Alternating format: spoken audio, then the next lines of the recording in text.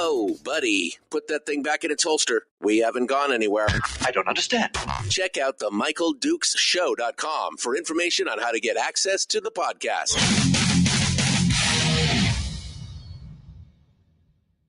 Welcome to the party, pal.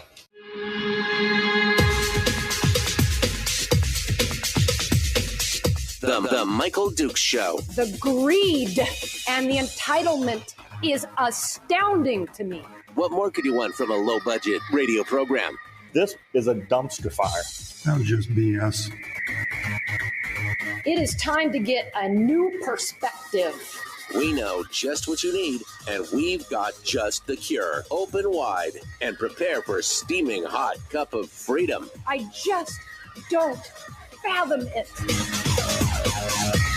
The Michael Dukes Show, streaming live across the world. Oh, baby, live around the world on the internet at MichaelDukesShow.com and across the state of Alaska on this, your favorite radio station and or FM translator. Hello and good morning, my friends. Welcome to the program. It is that beautiful Monday. I mean, it's as good as can be expected because winter's still here, 13 degrees here at the old radio ranch in the beautiful Matsu Valley. I hope you are staying warm and are ready for another big week here as we continue on towards the green phase, the summertime, the springtime. It's all good stuff. Welcome to the program, and thanks for coming in and being part of it. Today, we've got a bunch of different stories to talk about here in hour one. Some things going on around the state that I definitely want to discuss. And then in hour two, we're going to be joined by State Senator Robb Myers, who is going to come in and talk with us about what's going on in the legislature from his point of view, from his perspective. And we'll get that straight talk from him here in the second half of the show, starting at the top of the 7 o'clock hour. So hopefully you'll stick around and join us for that as you get ready to go to work and head off to start your week. It's gonna be nice. But here we are. Ready to dive in and take it and talk about all the different things that are going on around the state. And there are so many different points to talk about. We could talk about HJR 7, which of course is the bill to constitutionalize the payout of the PFD according to a formula that is written in state statute. Which I think is a good thing. We've got that new child care legislation that has now moved out of the House and is on its way over to the Senate. And we did talk with Julie Colomb last week, the sponsor of the bill, and one of the prime movers on it. And we didn't get all the details last week, I guess, that we should have. And there's some details that have come out in the paper that I want to talk about. And there are parts of it that I would support and parts of it that I would be just no. It's a full-on nope from me. So we'll talk about that as well. There's some interesting articles in the in Must Read, including an article that I had to laugh about. It's an article about electric cars in Alaska and how well, I'll tell the story here in a little bit. Maybe we may start off here with it here in just a second.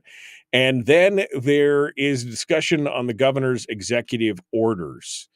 They plan to, the legislature has a say in some of these, and there are plans for next week, next Tuesday, to vote on the governor's executive orders. You may or may not even know what they are. So we'll talk about that as well, and also the fact that our friend of the show and frequent caller and listener, Willie Keppel, out from Quinnahock, is now he made the news.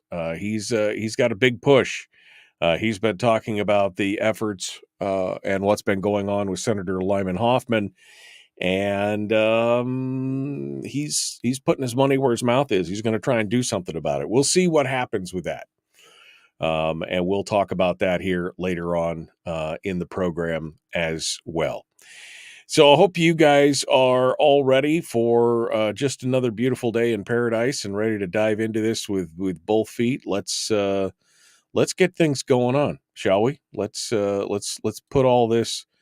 Let's put all this together, and we will get started this morning. What's the first thing that I want to dive in on? I guess I will talk about this because I just have to chuckle.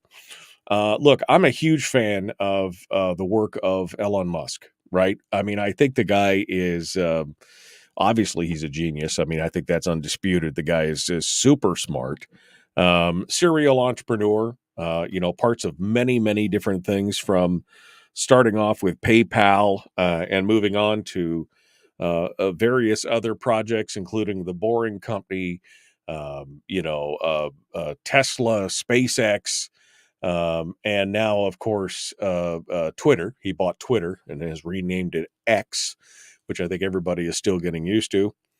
But one of the things that I questioned was not question. And let me just say again, I still admire him for what he's done on Tesla, right? Which is a company that creates electric cars. And quite honestly, some of the most interesting and popular electric cars on the market. They're super sexy little zoom zooms, right? These cars are now the trucks, not so much. The trucks look like a doorstop and a Cylon had a baby. I mean, they're not pretty. All right. They're not pretty, but the cars, right? And everybody and their mother wants a Tesla car.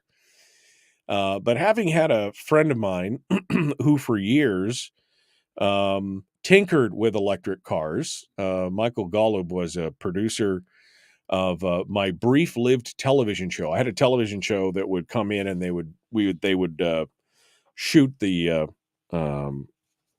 show in the studio. So it was a radio show, and then we would broadcast it on local television on the weekends as kind of a weekend. It was fun. It was a kind of a cool thing.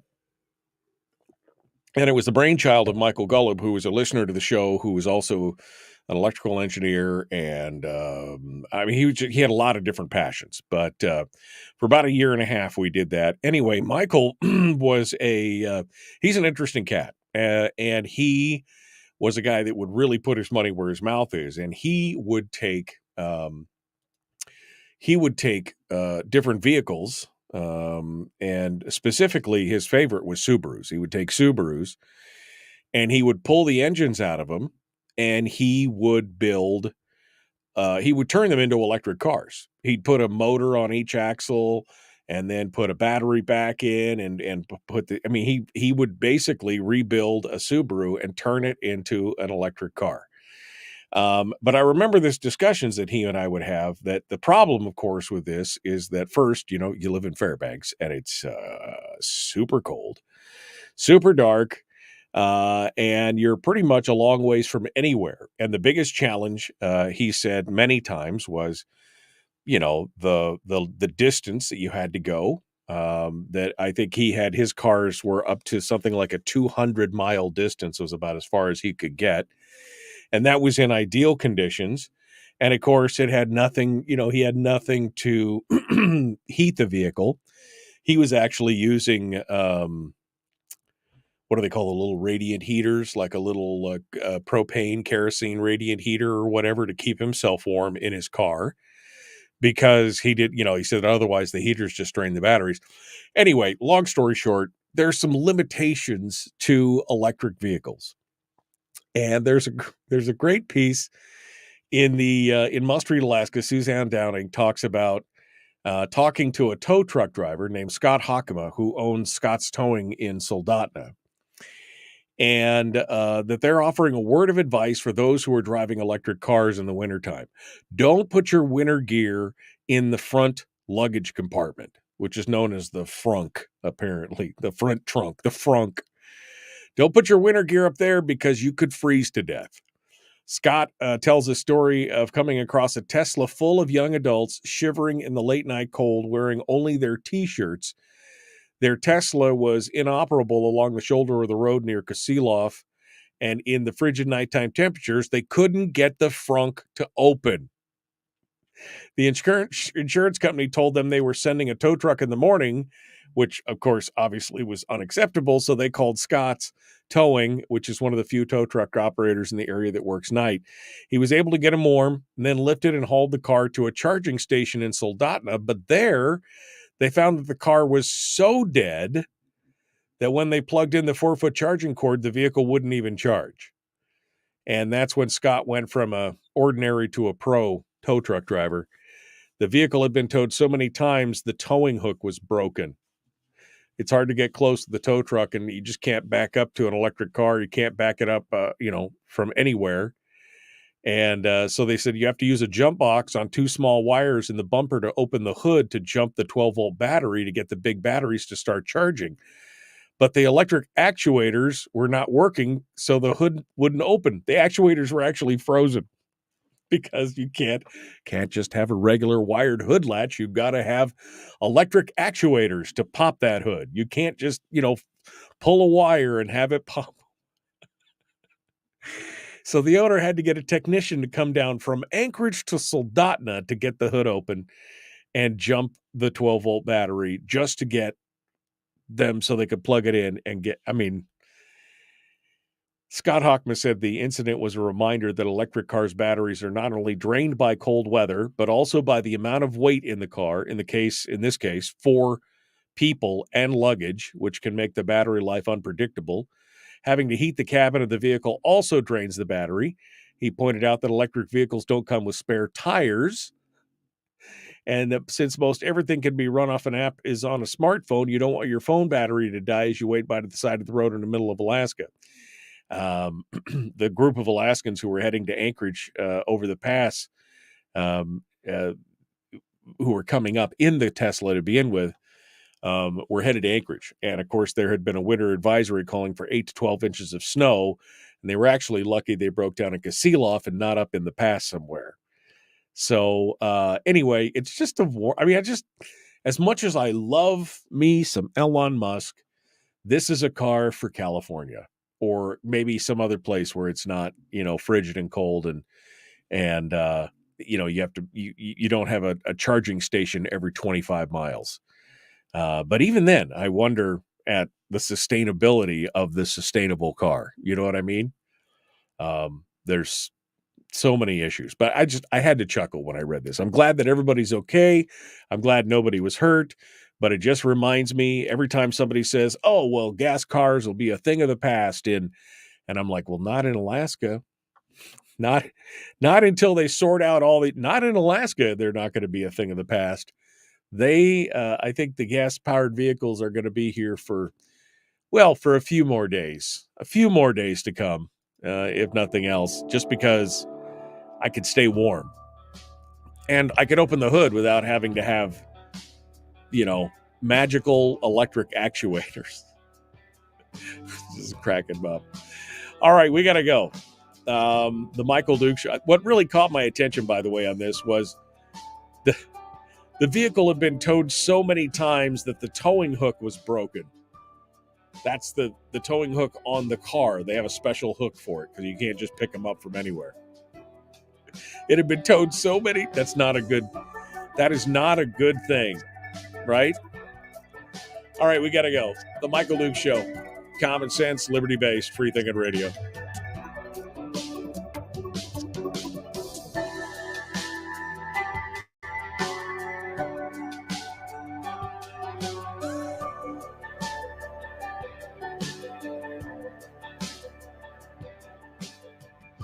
If you missed the show, you can listen to it on your time with Dukes On Demand. Oh, and it's free. Like America used to be. Streaming live every weekday morning on Facebook Live and MichaelDukesShow.com. Okay. I'm just, oh, man. Let me go back up here to see what you guys are talking about. Supreme Court 9-0. Trump remains on the ballot. Okay, there you go. That's the word out of the Supreme Court. Let me make sure. Come on.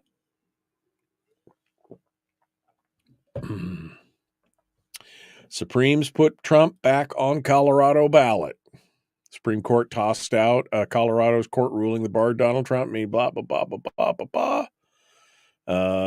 In a unanimous decision, the state has no power under the Constitution.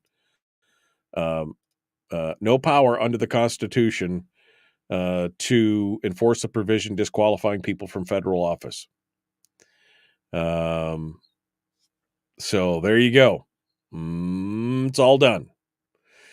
It's all done. Thank you, Jason, for that heads up. Good morning, good morning, good morning. Hey, Dad, how you doing? I just hit all the suggested words. This hotel coffee is crap, just like I imagined Folgers tastes. Yeah, possibly. Doty drove down this weekend and said to pick up their new puppy. The wind was crazy. It was hard to walk. It was bone chilling and kept us up all night in the hotel. Yeah, it was a little breezy this weekend. There's been a few times this last week driving back and forth when I would hit the flats coming in that the wind was blowing it was like whiteout on the flats sideways. It was pretty crazy. Pretty crazy.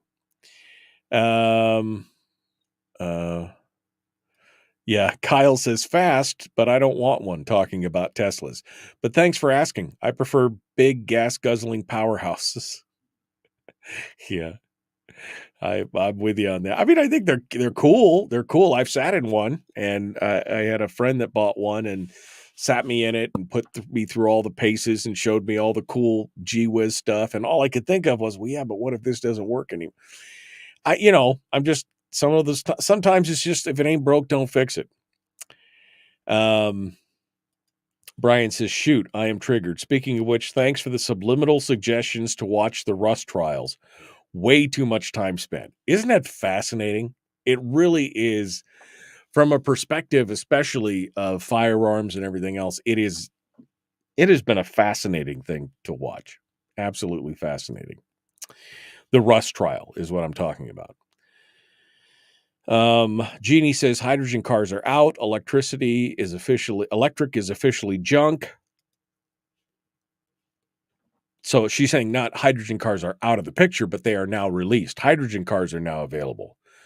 And they're talking about this more and more, how a hydrogen car, in fact, Volkswagen was working on a hydrogen car before the electric Tesla and all the other things pick up. And they put down their research on that and started working on electric.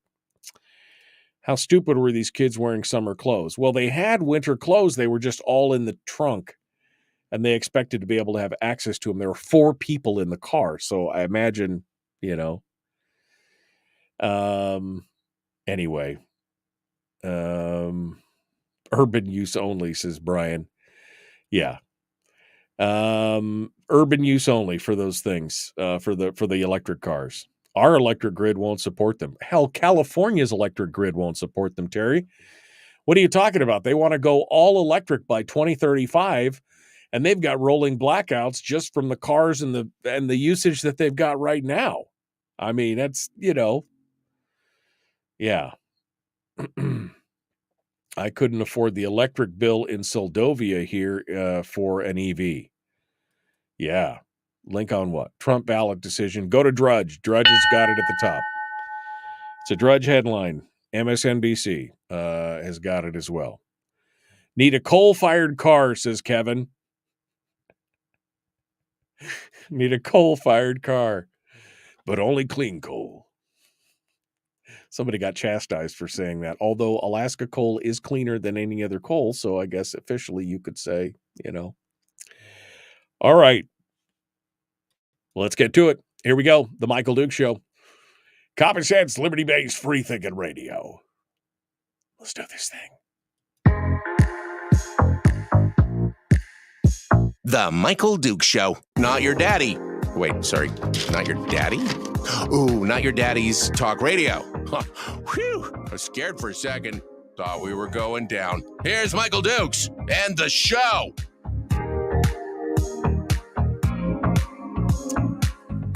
Okay. Welcome back to the program. Hour one continues. We're just having a big discussion in the chat room. You know, hydrogen cars. Hydrogen cars are now the next big thing, which I think it was Volkswagen that was actually working on a hydrogen car about 8 years ago. And they actually had a working prototype. But the electric and the Tesla revolution happened, and Tesla came out, and then everybody wanted an electric car. And so they set it aside to work on their EV offering instead of their hydrogen offering. But now hydrogen is, starting to be a big thing. Anyway, it's interesting. It's interesting to see what's going on. Now, hydrogen powered vehicles have been around for a long time, but to actually see it, maybe hit the mainstream in a new way, that would be kind of cool. Big news for those of you who've been watching the Supreme Court on the question of whether or not they were going to enjoin Colorado from preventing Donald Trump from being on the ballot. The Supreme Court has just released their ruling, and they tossed out the California court ruling that barred Trump from appearing on the presidential primary ballot for the Republican Party. The ruling means that no other state can ban Trump or bar him or any other candidate from a presidential ballot by invoking the insurrection clause. It was a 9-0 vote, unanimous decision. As a point of law, I don't think it gets much tougher than that one. So, I mean, I think it's a good deal. I'm kind of excited about it. At least the Supremes have got forward and are working on it. So anyway, 9-0, the Supreme Court has ruled that that's it. We are they're good to go. So no qualms, no squawking over that. So that was just breaking news this morning here as we go through. Where do I want to get started here? I told that story. Okay. We're over here to, I want to tell my story. I'm going to tell my story about the ADN because I'm so agitated about it. I briefly mentioned this here a while ago. I don't know, 10 days ago or something, but I followed up on it last week, and we just didn't have a chance to talk about it on Friday. So I wanted to take a chance I just wanted to talk about it today. Some of what I would call shady business practices going on over at the ADN. Now, for the program, I subscribe to a couple different news outlets because I want to have, consistent access to the latest news of the day. And a lot of times, these places put stuff behind a paywall, so you can't get to it. You can't get to the full stories. You can't read the full things without it. So I've been a subscriber to the ADN for the last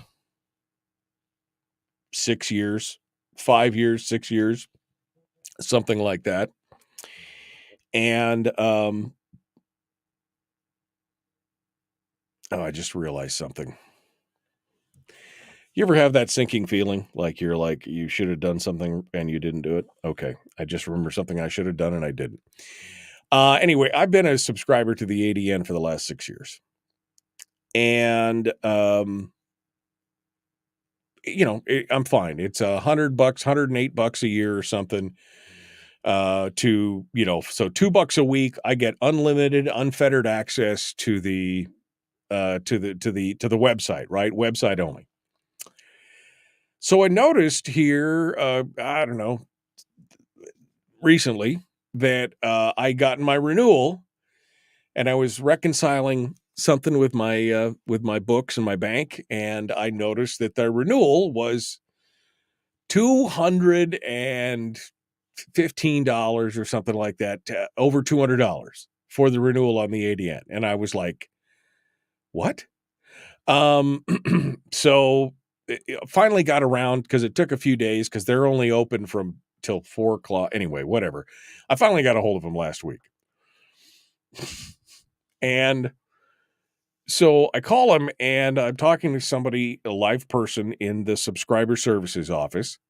And I described my story. Hey, I've been a subscriber for a few years. I was reconciling my bank. I see this renewal. I see that it is double what it should be, and I want to find out what's going on. Did you guys accidentally renew me for the print and digital version, or what's going on? And this poor guy, he has this heavy sigh. Okay, well, let me tell you what's going on. And he proceeds to tell me that no, that's the actual subscriber price, is $200 a year for digital only. And I'm like, okay, well, wait a second. Because I logged out of the website. I thought, well, maybe I got it wrong. I was sure it was only $100 a year. I logged out of the subscriber website and tried to create an account like I was a new subscriber to say, how much was it? And it was $108 a year, right? $199 a week or whatever. And I said, so he goes, yeah, that's only for new subscribers. I said, but I was paying $100. He goes, yes, you were. I said, so not only did you double the subscription rate without telling me and really saying anything, I said, he said, well, we did send you an email. And I looked back, and sure enough, they sent me an email, and they said that the subscription rate was now $200. But all I'd seen in the headline was your renewal is about to come up for the ADN, so I didn't even look at it. But they didn't say that it was doubling. They didn't say it was increasing. They just said your new renewal rate will be like, it was all matter of fact. And he says, oh, the $108 rate or whatever it was, that's only for new subscribers. I said, so wait a second. You're telling me that new subscribers, that you're going to take your loyal old subscribers who've been propping up your business for years, you're going to double their costs without any real warning, without any real fanfare or falderall, and you're going to say, and only the new people get the new deal? And he's like, yes, that's pretty much it. And I said, well, you could just cancel the whole thing then. Just cancel it, refund all my money. Because now what you're forcing me to do is go get another email address and pay for it with it, and so that I can get the rate. And he goes, oh, no. He goes, this is where we play. Well, let's make a deal, and I'll get you a good. This guy was so worn down about it. I said, apparently I'm not the only one. He goes, no, you are not the only one. But there is a lot of people out there who are subscribers that probably didn't. I called a couple people and said, I know you subscribed to the ADN because we've talked about it in the past. Did you look at your bill? And they're like, no, we just paid it, just renewed it, and it auto renewed. And so this sneaky, underhanded, we just going to jump the price by 100% and not say anything to anybody. I mean, we'll slip it into an email, but we won't say your subscription's increasing or anything. And I just thought, how desperate does this company have to be to not, first of all, incentivize the people who've been with you for years, right? I mean, if you've subscribed to someplace for 5 years, you think that would give them the wherewithal to say, well, they've been good to us, maybe we should be good to them. But the idea is to double it and then only let the new people get the 1 year. It just stuck in my craw. It really did stick in my craw. And look, I'm starting to look, I'm starting to try and the problem is that they're the quote unquote paper of record, right? But I'm finding more and more that they're drawing more source from like the Alaska Beacon and the AP and some other places, which I'll just go there if that's the case. But again, what got me was this idea that somehow they could double charge a subscriber without really saying anything, knowing that probably well over 50% of their subscriber base would probably not even notice. It's probably on auto charge, right? At which it was for me. It was on my credit card. I just happened to be reconciling something and saw it and was like, wait a second, that doesn't seem right. It really burns me.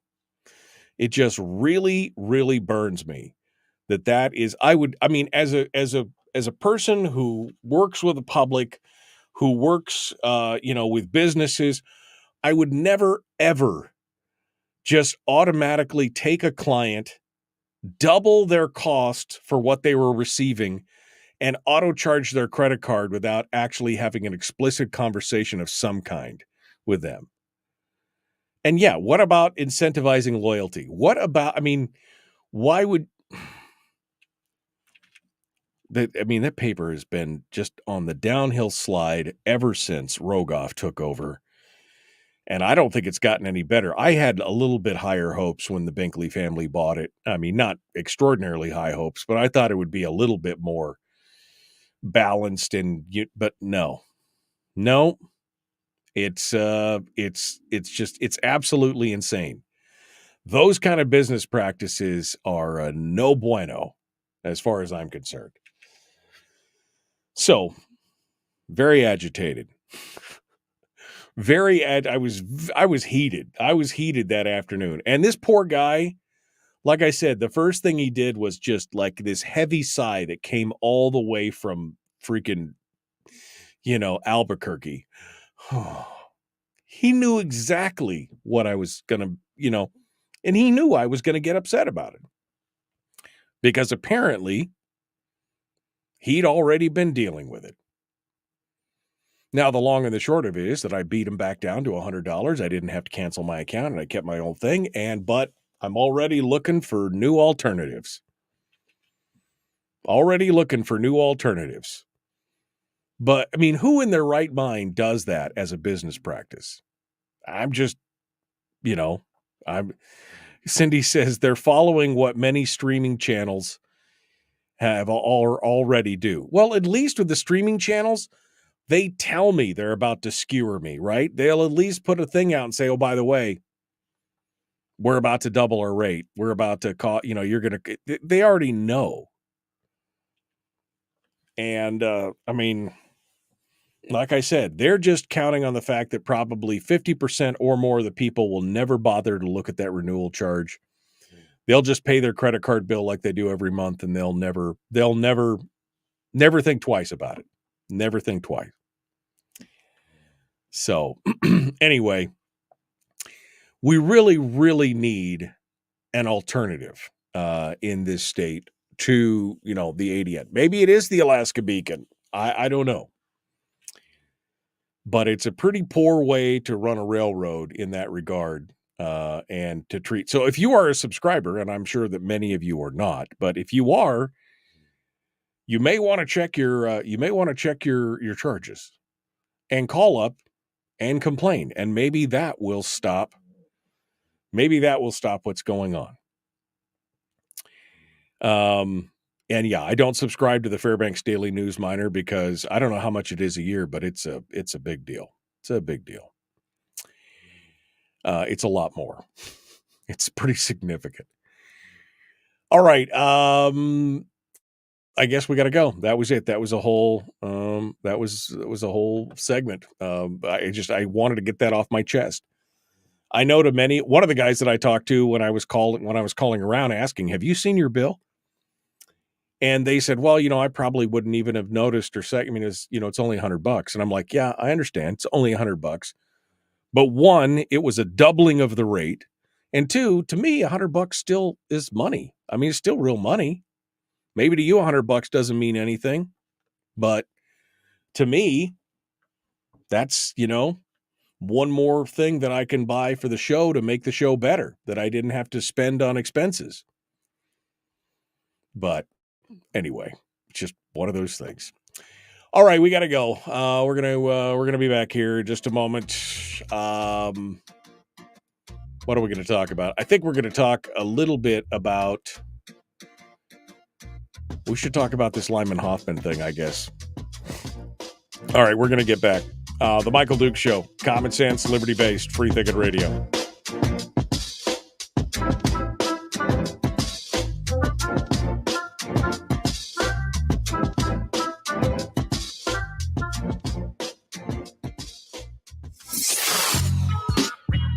What is that? Common sense. Regularly heard on American radio. Michael Duke Show. Radio. Okay, I need you to talk amongst yourselves for just a hot second here. I gotta do so. I realized something was wrong. I'll be right back.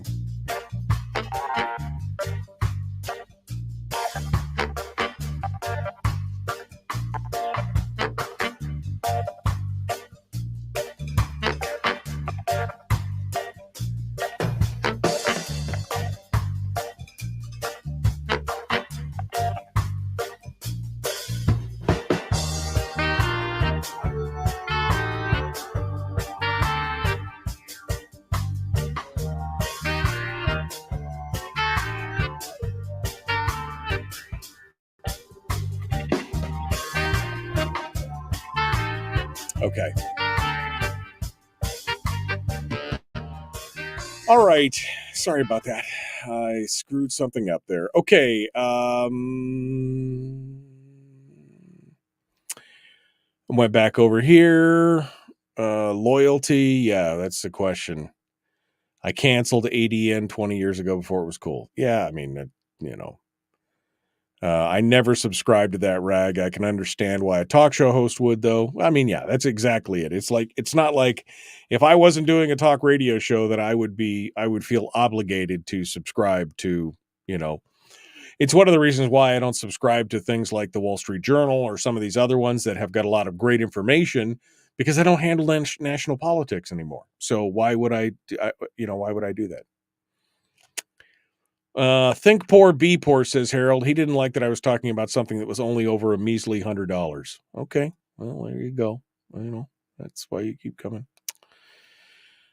Chris says the same thing happened to us with Spotify for our internet. We had been with them from the beginning, so we changed and they didn't even care they were losing a customer.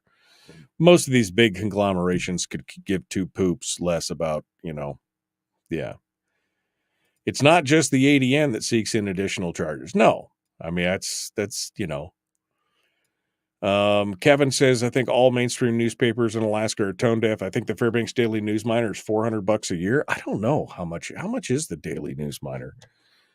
That's a good question, because I never go there because I just refuse to pay for their freaking newspaper.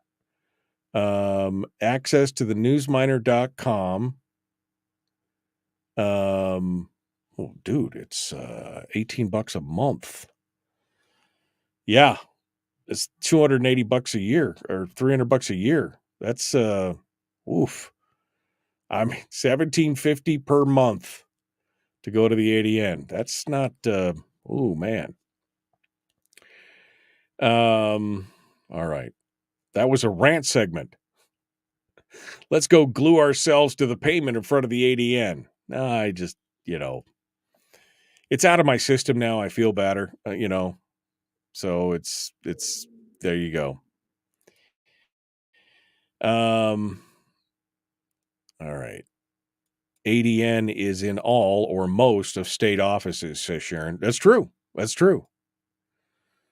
Wonder how much they're paying for the print edition of that thing every year. All right. Kodiak Island Borough has hiked the residents' property values through the roof, and many people are extremely upset by impending giant tax bill, says Teresa. Okay. I don't know, is that like across the whole borough? Yeah.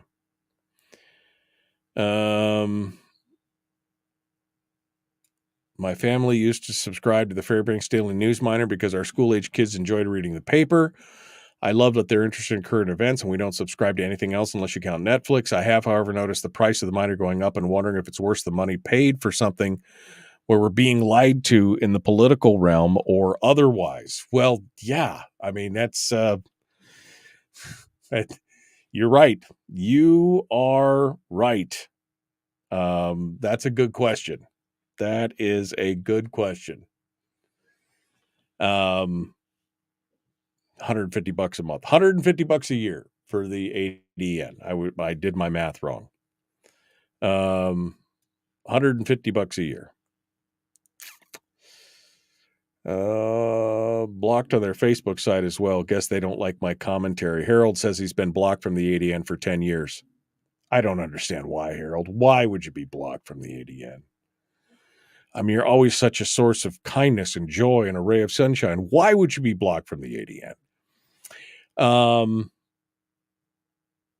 I think about money in terms of what you need to buy with it. Milk, gallons of milk or gas. Yeah, I mean, $100 is $100. To some people, $100 is nothing. They'll burn that, lighten their cigars, right? But, you know, it is what it is. All right. I guess that's it right there. All right. I'm all read up on everything. I guess I'm all read up on everything that they got going on. We're ready to go. Let's continue the Michael Duke Show. Common sense, liberty-based, free-thinking radio. Like, share, subscribe, ring the bell. Let's do this thing. Here we go.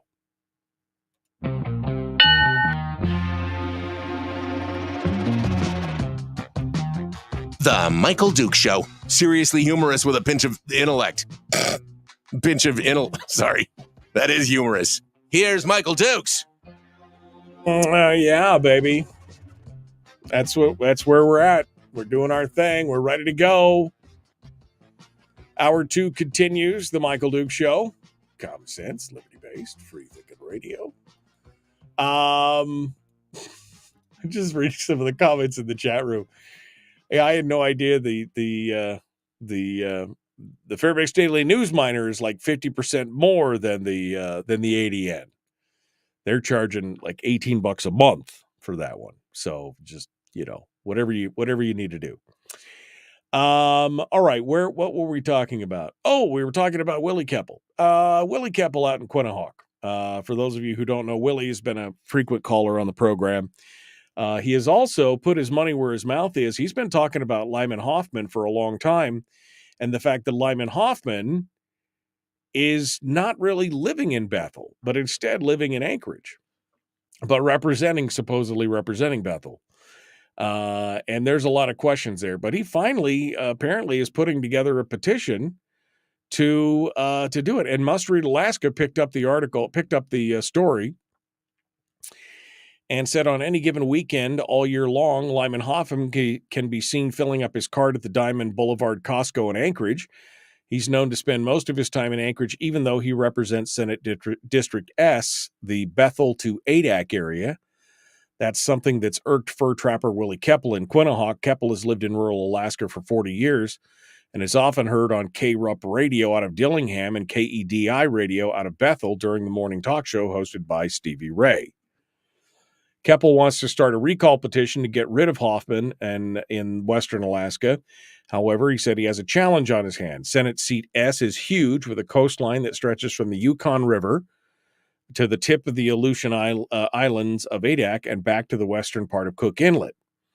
He says Lyman Hoffman has been misrepresenting his residency for years. The Division of Elections didn't do due diligence when we requested he would be removed from the ballot in 2022.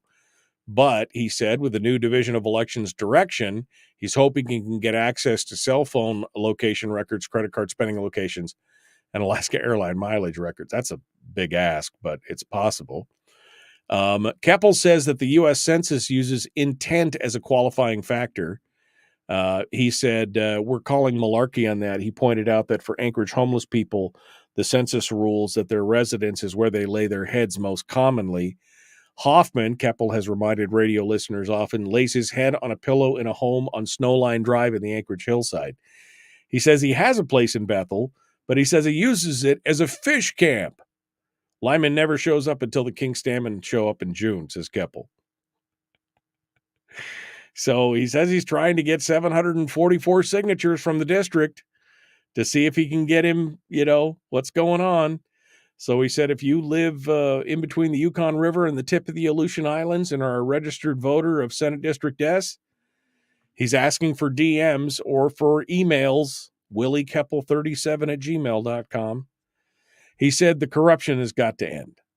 Which, I mean, if this is the case, and I mean, I would not surprise me if that's the case, I guess I should say, then I would agree. And I mean, I have other questions about about, you know, who's making money and where's it going. And there's a whole article at KYUK going on where they're talking about the new hundreds of millions of federal dollars being secured and spent on massive fiber optic projects in Western Alaska. Hundreds of millions of dollars. And what is that going to cost? You know, what is that going to cost and what is it going to do? And could it be done cheaply, more cheaply? I just don't even know. Rural residents have long criticized the Terra network as being overpriced and unreliable. But Starlink and OneWeb have brought more options. Following last summer's subsea cable cut, satellite internet provided a lifesaver for many. But according to the proponents, the fiber optic network offers a more long-term solution. When you look at the lifespan of a fiber optic network, it has a 35-year plus time frame before it needs an upgrade. With low Earth LEO, low Earth orbit satellites, those satellites have a 5 to 7 year lifespan. So they're having to put up more of those in the sky at a faster rate at a higher cost than to keep it up to allow them to be sustainable. There's quite a difference. Yeah, but they also means they can update things as they go, and that's already partially baked into it. And I'm just not buying it. I'm just not buying it. I really am not. That's just me. Hundreds of millions of dollars, and somebody's about to get paid on that. That's all I'm saying. We'll see. But I have questions about this. I have more questions about this when it's all said and done. All right. The legislature has now moved the Alaska Child Care Bill HB 89 out of the House, and it's moved over to the Senate.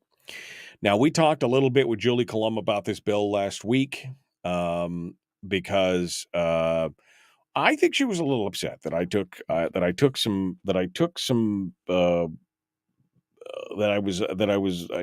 umbrage with her bill. I don't think she liked that, and I understand, especially when you put your heart and soul in this. And I think Julie's a good person, and I like her, but I have questions. I have questions about this bill. If this bill was only about the tax credit portions, I would be more apt to support the bill because her discussions about how they were just trying to incentivize businesses to take care of their own employees and take care of the child care needs of their employees, and they were doing it through tax credits. Okay. I mean, that makes sense. And again, I'm a fan of anything that lowers the tax burden for anybody, corporations, people, whatever. I'm all for that. But this bill doesn't just do that. And that to me is part of the problem. She's quoted in this article from the Alaska Beacon as saying, in my districts, families are really struggling. The inflation, the energy costs, both parents have to work. That's just the reality. They want to go back to work. They can't find childcare. Sometimes when they find childcare, they can't afford it, which is very similar to what she said on the program last week. The bill would increase, this new bill, HB 89, would increase access for middle-class families by 1, raising the minimum income level to qualify for assistance. So you're already putting more people on assistance by raising the minimum income level. It also adds a sliding fee scale for families who increase their household income so they can be weaned off of subsidies. Okay. All right. I mean, okay. The bill would create incentives for the private sector to help with child care costs and access, including a tax incentive for corporations to provide child care benefits for their employees. This is what she was talking about. And this is the part that I would support. But I question how effective that is, because the one thing that didn't come out in our discussion with Julie was the fact that it would raise the amount of tax credit corporations can claim from 3 million to 1 million, or from 1 million to 3 million from 1 million. So they can already claim $1 million in tax credits if they provide child care for their employees. I mean, that seems like a lot, right? You've got $1 million and you don't have companies already creating their own child care services inside their buildings for $1 million a year.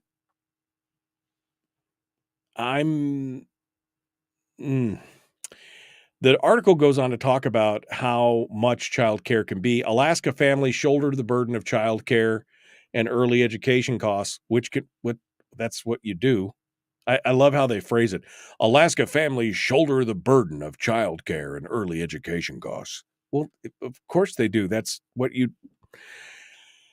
which can be between 17 to 34% of family income. 34% of your income in child care, with the state spending about $223 million a year on early child care and learning. The bill passed the House 35-5. The only people to vote against it were Jamie Allard, Ben Carpenter, David Eastman, George Raucher, and Sarah Vance. All for I think, probably similar reasons to why I would have voted against it as well.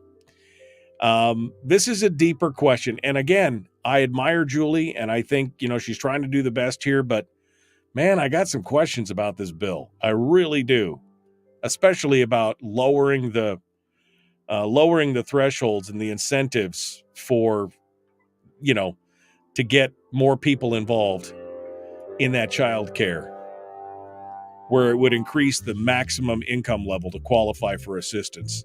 We don't need to put more people on assistance. Just saying. All right, we got to go. The Michael Duke Show, Common Sense Radio.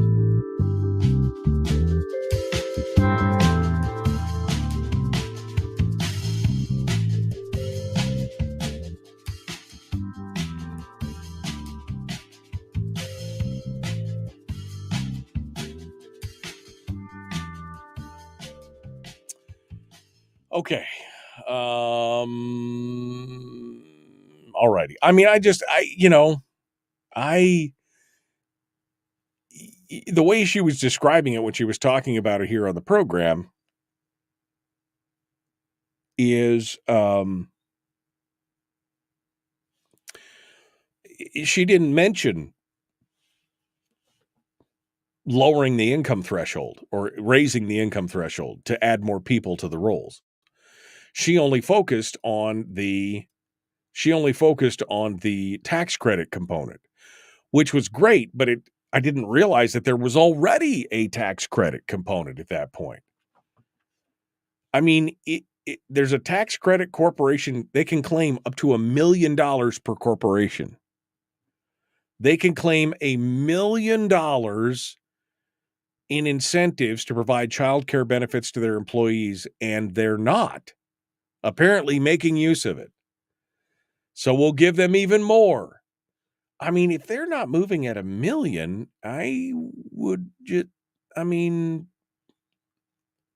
do we really need 3 million at that point?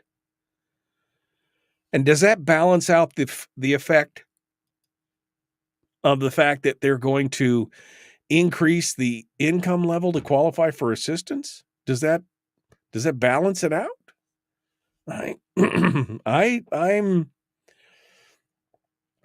I'm hesitant to say that. Unaffordable or unavailable childcare significantly affects Alaska's workforce. According to one study, 77% of Alaskan parents report missing work because of childcare challenges. 40% of Alaskans interviewed for the study said that they or someone in their household had left a job, declined a job, or changed jobs because of childcare issues in the last year. Well, I've had, in my household, we've had to decline jobs or change jobs because we didn't have a third or fourth reliable vehicle. Is that a challenge? Should they be subsidizing me a third or fourth reliable vehicle for the same kind of, I know it's not necessarily the same as a kid, but I'm asking. It's for my kids. So does that more, M-O-A-R, more, right? I don't know. Maybe I'm wrong on this. Maybe I'm off. Maybe I'm off. Maybe I'm not over the target. Firing for effect. I don't know. Robb Myers is in the chat room. He's in the green room. Maybe I could find out what does he think. Am I crazy, dude? Am I crazy here, or do you have questions? Do you have questions? I have answers. No, I don't. I have questions. I have questions. I thought the way this worked was you asked the questions and I gave the answers. Well, that's true, but I have questions about. It's kind of this idea. I want to help people. Don't get me wrong, but if you're already offering $1 million in tax incentives and nobody's taking advantage of it, how is tripling that going to help? If it's $1 million, it's like saying we've got a $10 million tax credit, but nobody's taking advantage of it, so we're going to make it $100 million tax. If they're not taking advantage of the 10 million, why? I guess my question is why. My initial thought is, if you look at, actual taxes paid by businesses and corporations and stuff, it's a relatively small subset of the businesses in the state that even pay those. And so you got a pretty small number of businesses that could take advantage of it, either at the current level or once it's been expanded. Right. The average guy in a small business down the street, whether or not he wants to help with childcare, he probably isn't eligible for those taxes and hence isn't eligible for the tax credits. That's, a concern I have on that one. Right. How many employees do you have to have before it really starts kicking in? You got to have 100 employees. You got to have 50 employees. How many is it before you start really making note of this? And the fact that 34% of healthcare of income going to childcare in some cases, 17 to 34%. That's this is why my wife stayed home. I'll be honest with you. We never even thought about it because we made that decision before we even had children. But at the time, I never would have even thought about it. But we had 5 kids at $800 a month or whatever. That's a lot of people's. That's a whole income right there just on one kid. I just don't understand it.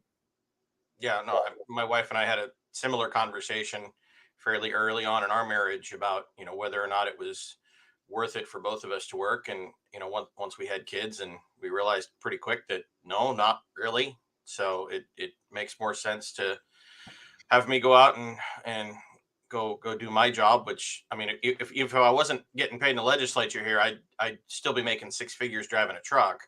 Right. And so, it makes sense for me to go out and go work 70 hours a week and for her to stay home. And, that's just, just simple math. Right. No, I did this on the program a while ago. I've told people that about probably 15, 18 years ago. I did a whole show one day on what it would cost for, different 2 people working and what the average wage was. And my whole point is that for most cases, especially in the median income range, and you have kids, one of you should stay home. I don't care which one. Doesn't matter to me. I'm not saying that you should, shut up and make me a sandwich, woman. That's not what I'm saying. I'm saying if, one of you is making good money, that's probably the one that should stay working. And because you would make more money in the long run. That was kind of my whole point. But, what do I know? Just a radio talk show host. All right. Hold the line, my friend. We'll be right back to you. Don't go anywhere. The Michael Duke Show continues. Common sense, liberty-based, free-thinking radio. Robb Myers up next.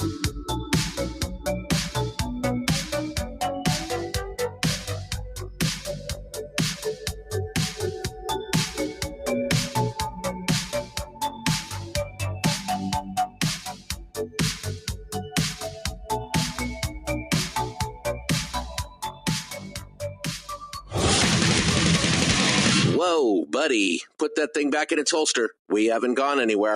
I don't understand. Check out the MichaelDukesShow.com for information on how to get access to the podcast. Welcome to the party, pal.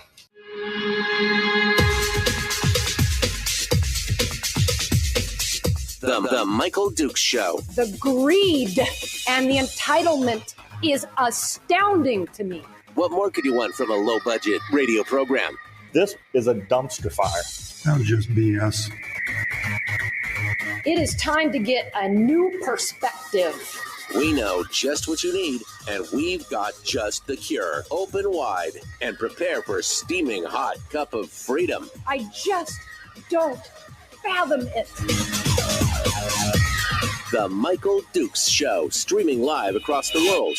Live around the world on the internet at michaeldukeshow.com and across the state of Alaska on this, your favorite radio station and or FM translator. Hello. It's Monday. It's Monday. I hope you're ready. Things are cranking around out there. Things warming up a little bit. It's like I've seen like a 2-degree increase this morning since we got started, which is good. I'm waiting for the green. I'm waiting for spring. I don't know. Just, the older I get, the more I start to hate winter. I don't know why. I live in Alaska. It just seems counterintuitive, right? I mean, it just seems but I'm ready. This winter has been especially fun. All right. Well, we've got our guest for today in hour 2 is Robb Myers, who is the senator from up there, District Q. I remembered District Q up in the interior. It used to be District B. I'm still getting used to the new district names. But he joins us this morning, and we're going to talk about, what do I like to say? Wood ticks, lunatics, and politics. We're going to talk about all that stuff. It'll be fun. About 2 of the 3. Yeah, exactly. Yeah. Good morning, my friend. How are you? How are things going? Which one is it? Inquiring minds want to know now. Is it wood ticks and politics, or is it lunatics and wood ticks? I don't know. I'll plead the 5th on that one. Yeah, I plead the 5th. Good morning, my friend. How are you? How are you doing this morning? It's all right. It's a Monday morning, but we're up and at 'em and back at it today. So doing okay so far.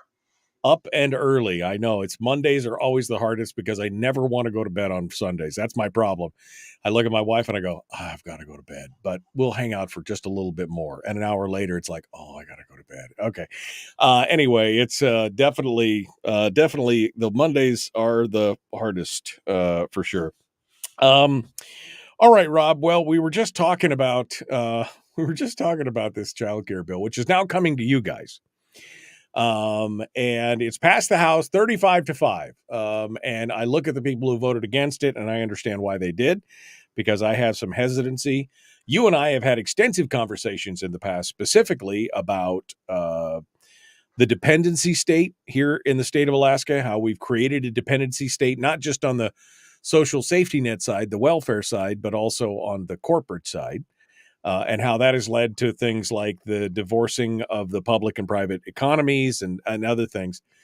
But care to share your overall thoughts right now on kind of this whole, the idea that we need to help more people with more monies to, care to give us your thoughts on that? Well, I mean, I kind of have 2 major questions about it. One is, all right, we're talking about, extending a bunch of tax credits and things like that. And, that's, we're talking about messing around with our tax system and foregoing revenue at a time when we don't have a fiscal plan, when really the end result of that is going to be increased dividend cuts, which of course disproportionately hurt people in the lower end of the income scale, which are the ones that need the child care in the first place most of the time, blah, blah, blah, it kind of, cascades down. So that's the one side of it. I was just looking at the fiscal notes over the break while you were talking about the bill. And I mean, you're looking at something along the lines of $11 million a year between the tax cuts on the one hand and the subsidies on the other. And I mean, $11 million isn't huge when we're talking about the state budget, but I mean, it's opening up another. Well, I know. To quote Milton Friedman, $1 million here and $1 million there, and pretty soon you're talking about real money, right? Well, it used to be $1 million. Now it's $1 billion here, $1 billion there. But yes, but what we're looking at here is, it's opening up another avenue that we're talking about, messing around with state revenue, either on the tax side or the expenditure side. When again, we don't have a fiscal plan going forward. And then on the other side of it, I think we were talking about this a little bit over the break, is I question how much it's going to work. The tax credit side, there's relatively few businesses in this state that pay a business tax to the state. I was looking at it, and so there's obviously the most obvious one is the C corp taxes that get paid to the state. Ben Carpenter's been talking about that one for a while. That's a relatively small subset of businesses in this state that pay a C corp tax. Most businesses in the state are S corps because you avoid a state tax that way. No shocker. Also, in most cases, it makes more sense for small businesses to incorporate it at the S corp level for federal taxes as well. You look at going through the bill, there's some other tax credits in there. It's like for there's an insurance tax that it provides a credit against that, and things like that. It's like, well, there's only a few insurance companies in the state that pay that tax, things like that. And so I just kind of look at it and I go, okay, do we need more childcare in the state? Yeah, but the credits in the bill are going to affect a relatively small subset. And then ultimately, if you're going to have daycare, you got to staff it. And, we've got staffing issues, and, it's kind of the snake eating its tail on this one. We have workforce issues in part because we're short on daycare, but it's hard to open up a daycare when you don't have enough people to work it. And, kind of snowballs a little bit there. Right. So, well, and what Rob is talking about is, for those of you just joining us here at the top of the hour, we appreciate you joining us, first of all. But one of the parts of this bill, and the part that Julie Colomb highlighted last week when she was on the program talking about it, is that they are offering tax credits to businesses for creating their own childcare systems or subsidizing childcare for their employees. I did not realize at the time I was talking with her that there was already a credit available, and it's $1 million. Now, to pay $1 million in taxes to the state, you got to have a pretty significant size corporation. I mean, it's just, the corporate taxes in this state are pretty, for depending on the type of business, you got to make some money to be able to really start to pay those corporate taxes. So the idea here is that they're going to increase it from $1 million credit to a $3 million credit. Okay, great. But if nobody's biting at the $1 million credit, how is that going to help? And you point out the second part of that, which is the problem is we don't have workers because we don't have childcare. But how do we get childcare workers if we don't have workers? I mean, this is a big challenge. Yeah, it is. And I don't dispute that. I don't dispute that childcare is a significant issue in the state right now. It's a significant issue across most of the country right now. But it's one of those things of, I mean, really what the economics of it boils down to is, all right, you're going to have to pay $10 an hour for somebody to watch your kid while you're making 15 or $20 an hour. Does that make sense? And, that's why it goes back to, what we've talked about once or twice in the past, I think, with in-home daycare and stuff. And my stepmom did that 25 years ago while I was still in high school. My wife has done a little bit of that in our home over the years of watching people's kids for them during the day. And I mean, she sat down and did the math on it, and she realized that, what she was making was, barely above minimum wage, if that. And on some of the kids that she was watching. And, you got your own kids at home first, and then you got watching somebody else's kids, and you really commit to it. And on the one hand, you're not making a whole lot of money. On the other hand, when you're doing it in home, you don't have a lot of overhead either. You're already paying for your house and everything, right? Right. So it's but that's that's the model that seems to work the most, because you already got that low overhead. But that's not what we're talking about. We're talking about daycare centers, standalones. We're talking about daycare centers inside of businesses. And I mean, a business wants to open up a daycare center, I think that's great. I think that's probably a good thing for them. It's a good thing for society in general. But if you're going to open up, if that's what you're going to limit yourself to, then I just wonder how effective it's going to be. Well, and I guess the worrying part again to me on this bill is the fact that they're going to raise the income levels for assistance and things like that. You're talking about the bill costing, what'd you say, 11 million, 7 million? About 11. About $11 million. Notes. So if 3 million of that is the tax credit, then that means that, here we are at $8 million in additional spending by raising the income levels and making people, again, more dependent on the state. And that's a trend that I think that we need to reverse in Alaska. We need to reverse the trend of dependency, both, again, on the social safety net on the one side and on the corporate cronyism, the corporate welfare on the other side. We were just talking about this hundreds of millions of dollars being thrown out into these fiber optic projects out west, and these companies that are just slathering at the bit to get a hold of these monies and things like that. You've got companies that have built their entire business model on government spending instead of serving private sector needs. They built the whole business and subsidizing with some of the state money. They built whole business models on just using state money. And again, that's part of the problem. And it feeds into this whole question of public and private economy and that divorcing here in Alaska. Yeah, and I put together a bill that we introduced a couple of weeks ago. Probably won't go anywhere, but I put together a bill that would take a look at our capital budget as one example of that and said, all right, let's actually look at what our ROI is going to be and make sure that we're getting the best bang for our buck. And sometimes that ROI isn't just in dollar figures. Sometimes it's in things like lives saved, if we're talking about a road project that is going to reduce crashes and things like that. And so you can't always compare apples to apples, but, you do the best you can. But it's still, it's something that we haven't talked about a whole lot in this state is how do we make sure that we're actually spending money in places that don't just sound like good ideas, but are actually going to make things better, that are actually going to improve things around the state. And instead of just, hey, let's put some people to work for a couple of months a year for a couple of years and, help me with my reelection campaign because they owe their jobs to me. Let's actually talk about what's going to build the state in the 10, 20, 30 year time frame instead of what is going to, help out for the next, couple of years for a reelection cycle. And that's what we need to have. We need to have more of a long-term vision and a long-term approach. And unfortunately, it's been missing from the legislature for years, for decades. It seems like it's always about the next election cycle or the next thing, not about what can we do in the even your own Senate president last year, when asked about the fiscal plan, is like, well, 75-25 is our fiscal plan. The 75-25 split of the people, that is our fiscal plan.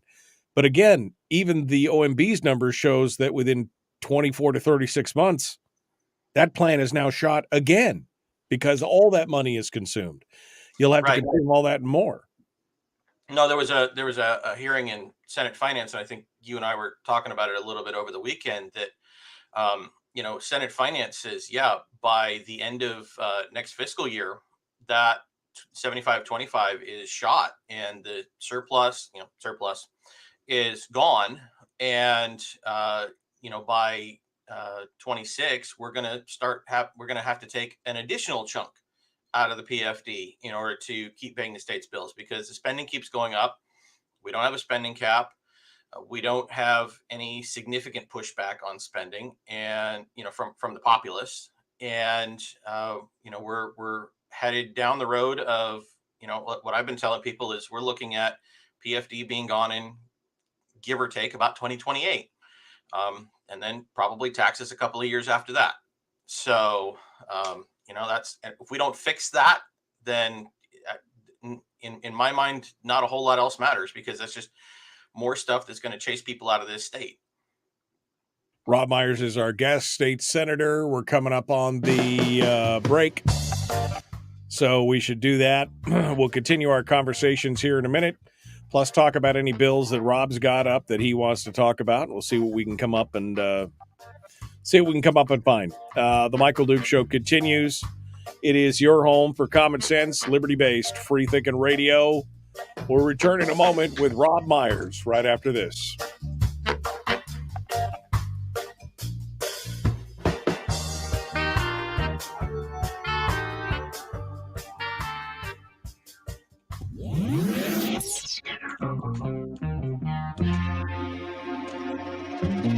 Listened to by more staffers in Juneau than any other show, because their bosses told them to. And after what they just heard, oh man, they're going to be pissed. You're a bad, bad man. The Michael Duke Show.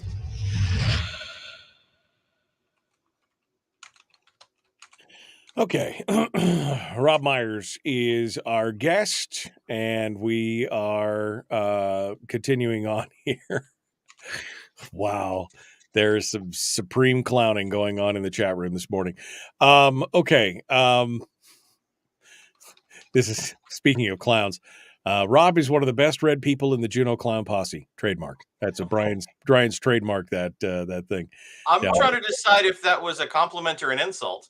Yeah, I don't know exactly. I think that was a little bit of both. I mean, you're part of the Clown Posse, but you are the most it's like you are the most well-read idiot in the room, kind of thing going on.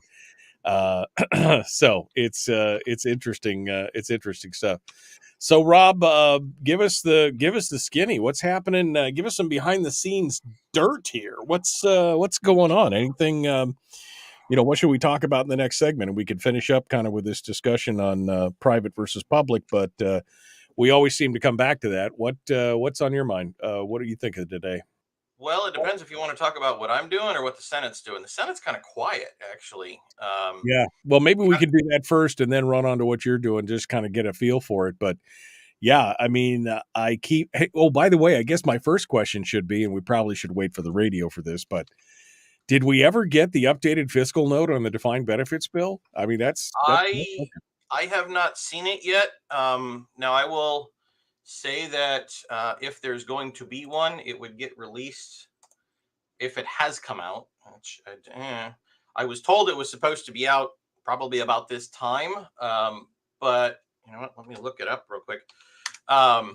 But it would likely get released the next time that there is an actual hearing on that bill. And there hasn't been a hearing on that bill in 3 weeks, 2 weeks, 3 weeks, something like that. It's over in a subcommittee in state affairs, and it hasn't, probably a week after it passed the Senate, and it hasn't come up again since. So I'm sure at some point, if that thing if that final actuarial report was created, I'm sure we can find it at some point, but it hasn't been posted officially on the legislature's website yet. Okay. All right. Well, we'll keep our eyes open for that to see what's going on. That. Yeah. Kevin says, nope, no update yet on the deep fake fiscal note. I don't think it was much as a deep fake as it was just a wild guess, or maybe wishful thinking, I guess would probably be the closer analogy for that, is the wishful thinking. All right. Let me go back through the chat room if I can get through some of the screeds that are being thrown out there about this. Scroll. Flying monkeys. I don't know what that means. That's sometimes the comments when they're in real time and I don't get to see what they're related to because they don't nest under like replies. You get these things out of context that are like, wow, just one of those things. Jeannie, that was my comment on winter. She says, I'm not a winter hater. Washington has 8 months a year of mud. Frozen water is better. Okay, I'll give you that. Frozen water is better. And I will. So my wife grew up on the coast because her dad was Navy, and she spent a good chunk of her time living outside of the Seattle area. And you know what I've always argued with her over is snow is better than rain because snow brushes off, rain soaks in. That's true. That is true. I mean, I love me some Pacific Coast. I mean, don't get me wrong. Pacific Northwest, there's some pretty areas in there, but oof, man. I remember my dad had a t-shirt that said something like, this is way back when he said, something like, today people in Portland saw something about people today. People in Portland saw a UFO for the first time in months. It was a sun, kind of thing. It was like, just kind of gives you an idea of what it's like down there. All right. Are you in favor of a one-time payout of the PFD? Says Tawny. That's an interesting question. We got 20 seconds. I think, should we take that question on the other side just because it's an interesting we can talk question? about that. And then we'll talk about what's going on in the Senate and then what your plans are. How about that? We'll do that. All right. So we got to go. We're jumping back into it. The Michael Duke Show, common sense, liberty-based, free thinking radio. Like, share, subscribe, ring the bell, do all that stuff. Let's get to it. Here we go.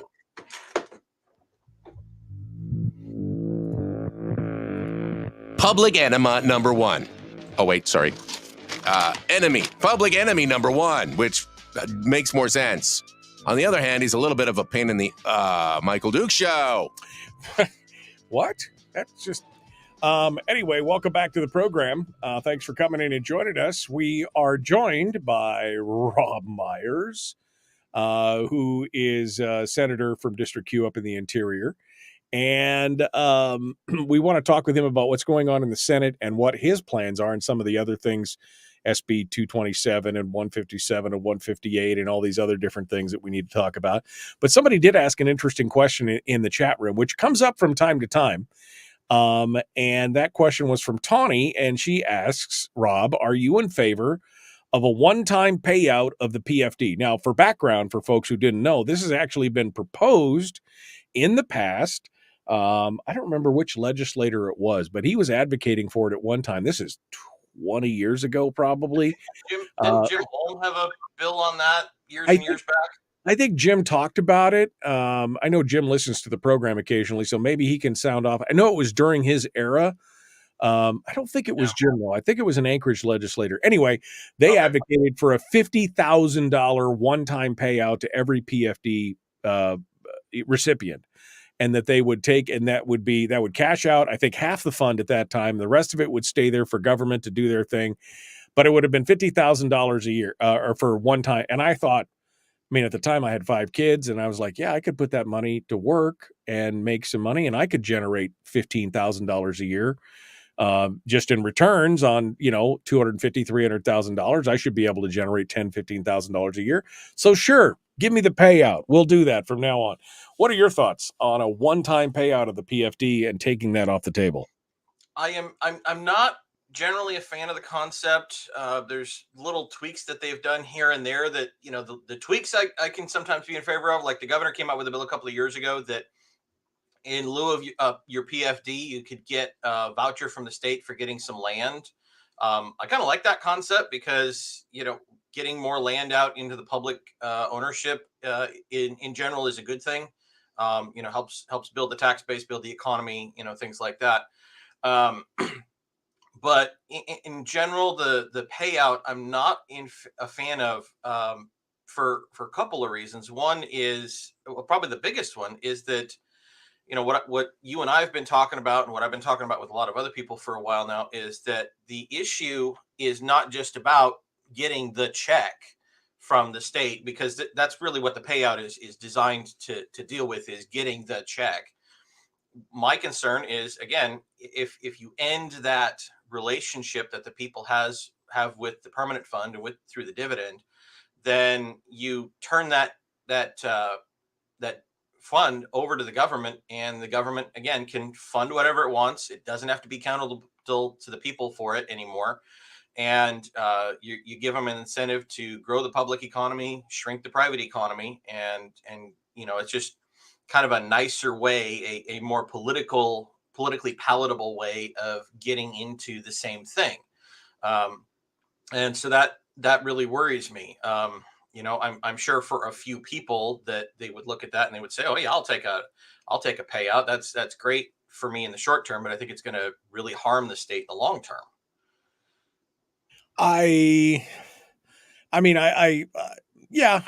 could definitely see that. I like the idea of taking a land voucher. I think getting more land into private hands is always a good thing. We have so little of it in the state in private hands. I think it would definitely be a good thing.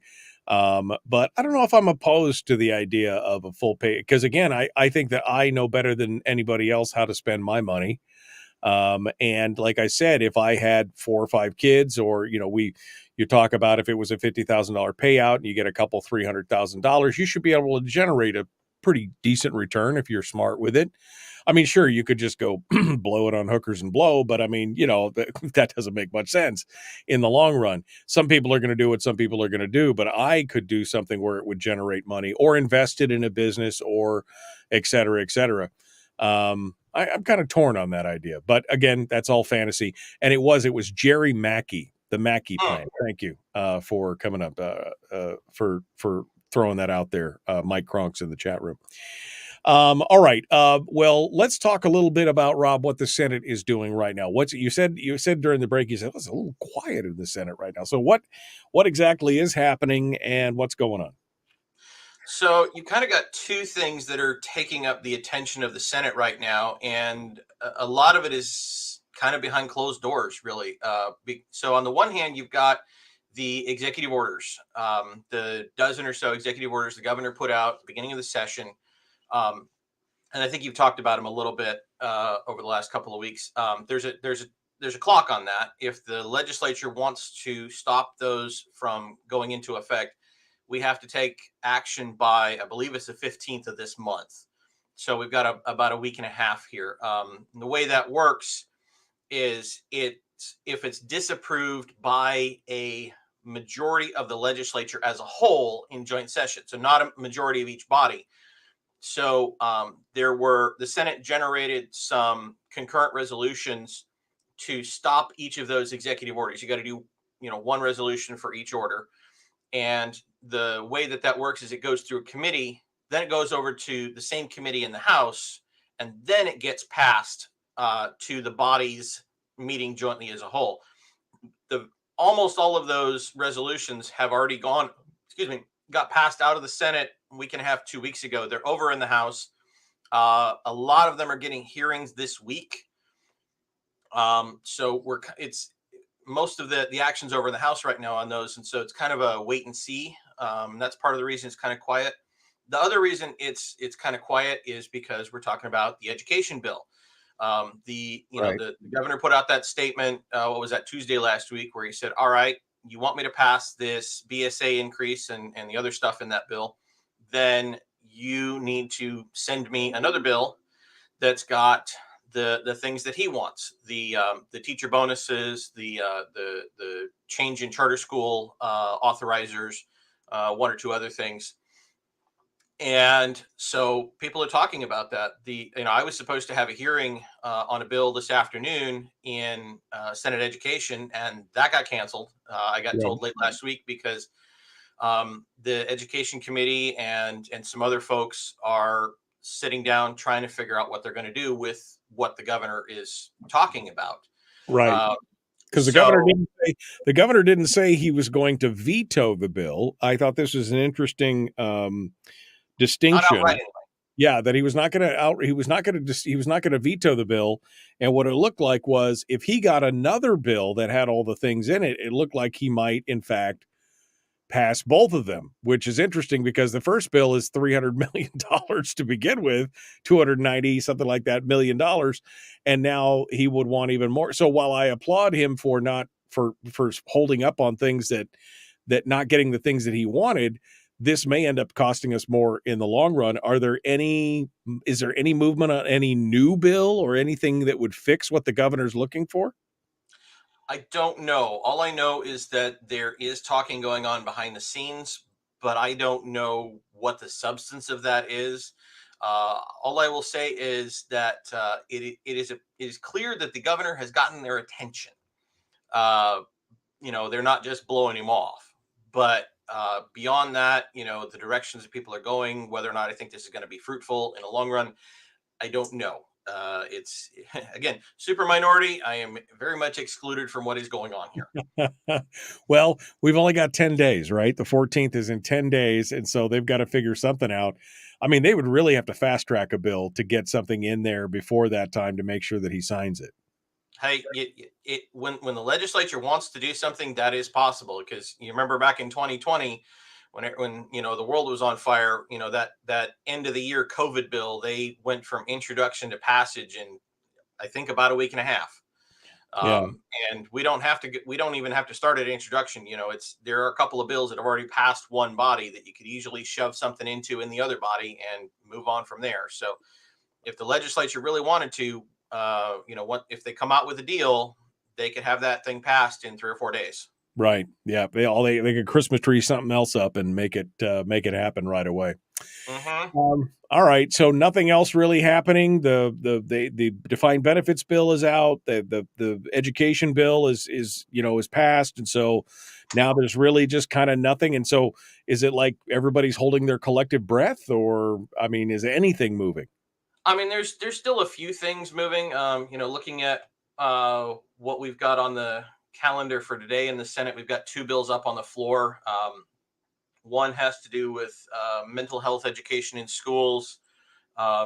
The other one has to do with reemployment benefits, and so it's taking part of the money in the unemployment trust and orienting it, allocating it towards reemployment, on the theory of people are better off, states better off. The unemployment trust is probably better off if you can find ways to get people back to work instead of just saying, all right, you're on disability for the rest of your life. So we've got a couple of bills like that, but we're not going to have anything earth shattering over the next couple of weeks would be my guess. And then of course we'll see what happens. HJR 7 is over in the House. We'll see what happens when that comes over here. Don't expect it to pass. I'm counting noses in the Senate. You're only getting 7 to 8 people, I think, probably in favor of that. But it will be interesting to see what happens to it when it comes over here. Right. If it even gets a hearing, things like that. But that's, we'll see what happens when that comes over. Well, and that'll be an interesting thing because, again, HJR 7 doesn't mandate anything except for the actual payout. The formula could be changed at any time. The legislature, and any time since 2016, the legislature could have changed the formula or eliminated it altogether, and yet they've chosen not to. It's like plutonium. Nobody wants to touch it, right? Because I get in part because they would have to go on the record, right? They'd have to go on the record to say whether or not they supported a payout of some kind because of that. No, that's true. You'd have to take an active vote. Whereas, what we do with the dividend these days with the, it depends on what it can get shoved in by a finance committee and, in the CS, and you don't get a full vote on it. So it's easier to hide it that way. The other thing I look at is, if you pass that, it says that it's paid out according to statute. Well, there's other ways to change statute too. That's what ballot initiatives do.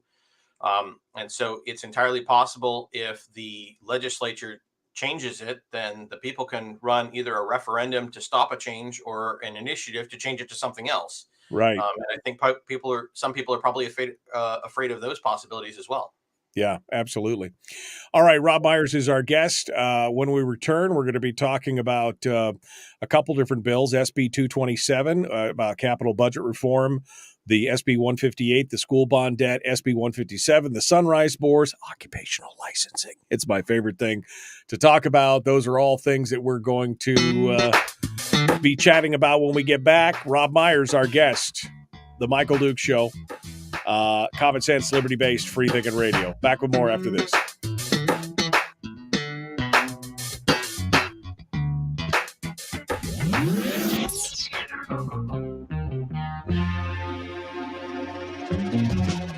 Running on 100% pure beard power. Oh, also some coffee. We dip our beard in coffee. Ha, nice beard. The Michael Duke Show.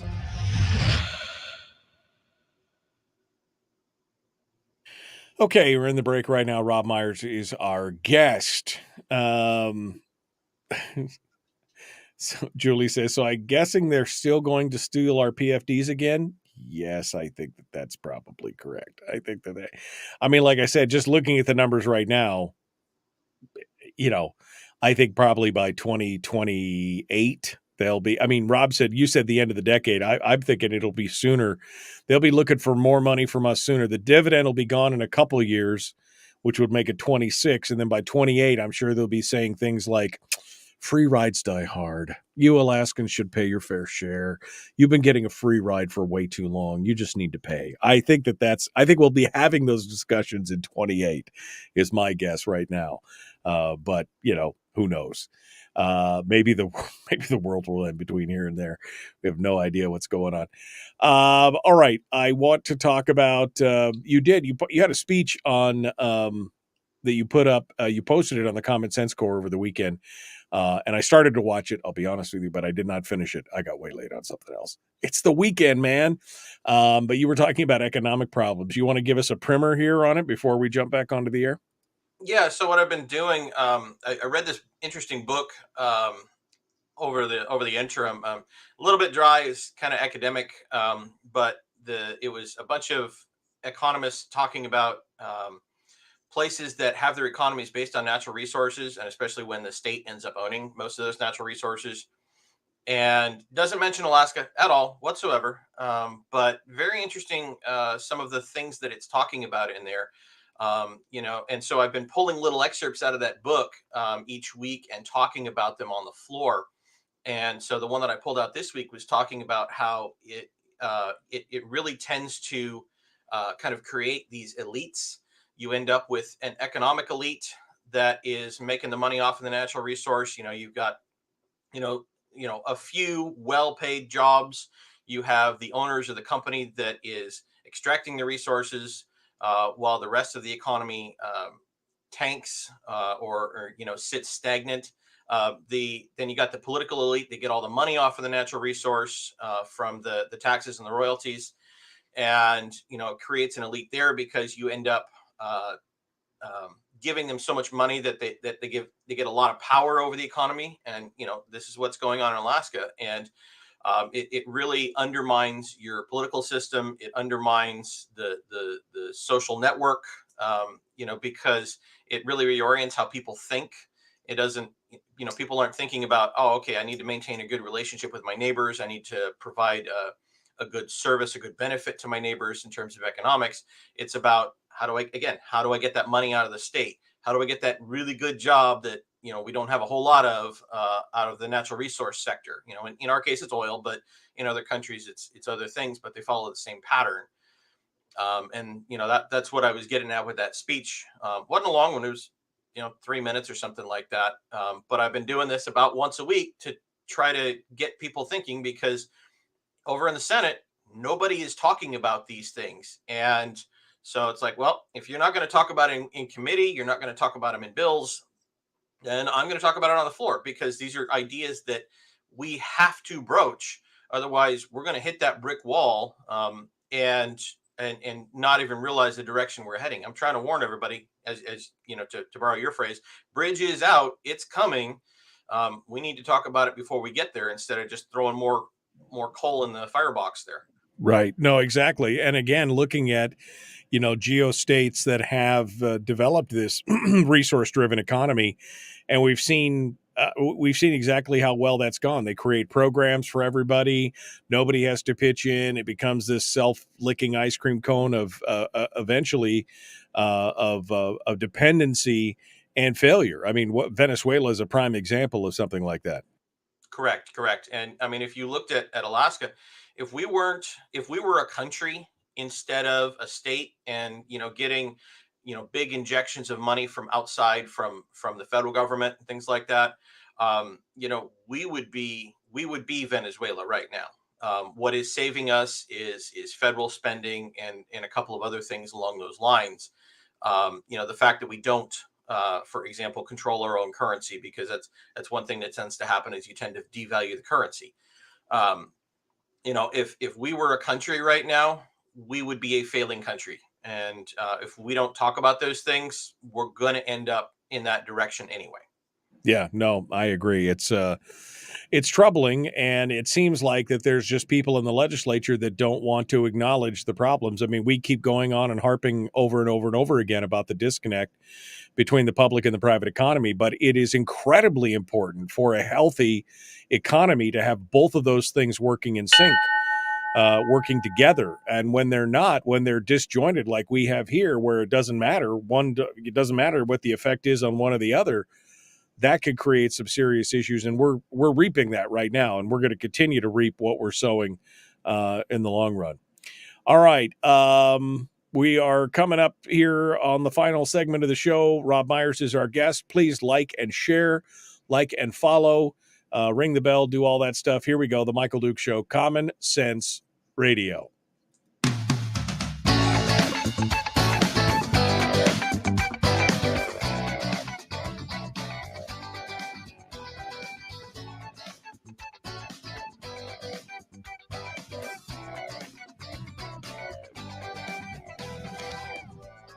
Okay, we are back. Robb Myers is our guest. One final segment here on the program as we continue. We're going to talk now about some of the bills that Robb has an interest in. He's been watching and paying attention to. We're talking about SB 227, capital budget reform first. What's the skinny on this one, Robb? So I brought this one up a little bit earlier today, but this is a bill that we introduced a couple of weeks ago. And the concept is really just straightforward. It's how do you get the best ROI on your capital budget spending? We talk a lot about the operating budget around here. That garners 80-90% of the oxygen in the room.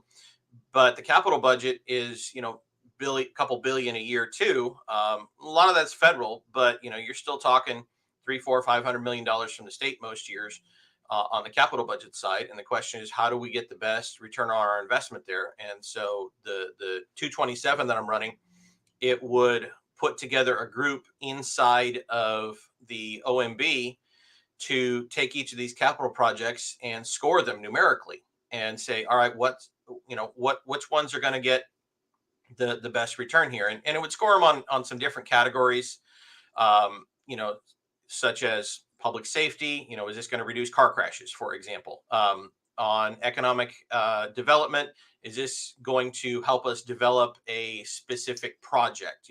Just saying economic development in general is not going to cut it, because we say these things and it's just kind of this amorphous thing.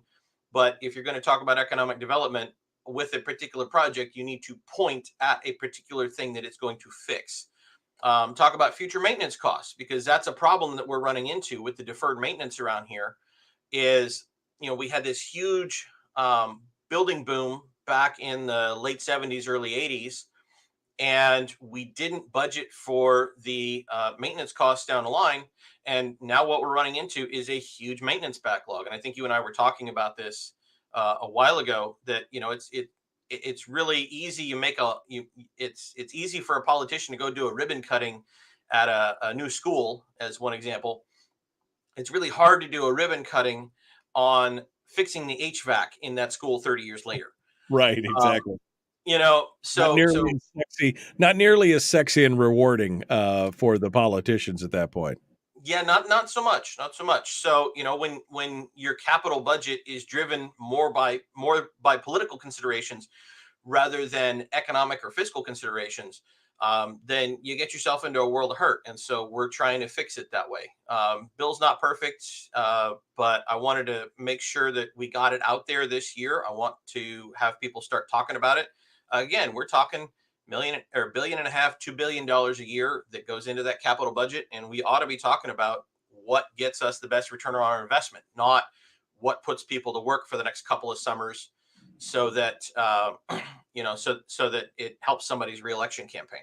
Right. No, exactly. And the other thing, again, going back to deferred maintenance is, this idea that somehow we can dodge the bullet on one thing and take money that was supposed to go towards maintaining something and spend it on some other pet project, and we could just keep deferring it. I mean, that's a self-licking ice cream cone that we need to get away from, for sure. Absolutely.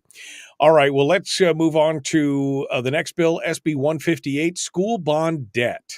We know that a lot of times communities and locales are sold on the idea of, just pass another bond. Just pass another, oh, we need a new school or we need to fix it. Don't fix the school. Like at Fairbanks, let's tear this school down. The one we're still paying bond debt on, by the way.